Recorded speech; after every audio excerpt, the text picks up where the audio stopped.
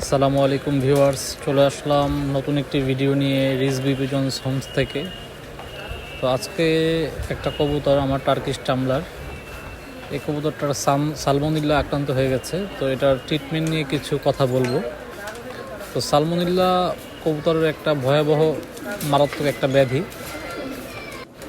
এই রোগটাতে আক্রান্ত হলে কবুতরগুলোর প্রথমত বমি করে, খাবার খায় না, খাবার ফেলে দেয় এবং আস্তে আস্তে দেখা গেছে ড্রপিংগুলো সবুজ চুনা পায়খানা হয়ে যায়।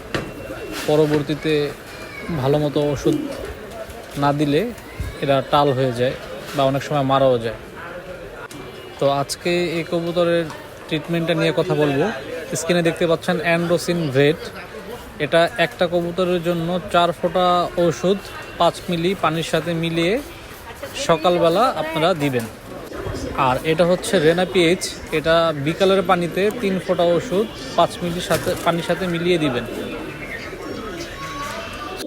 এটা সালমোনেল্লার যে ইনফেকশনটা এটা বেরিয়ে আসতে সাহায্য করে এই ওষুধগুলো।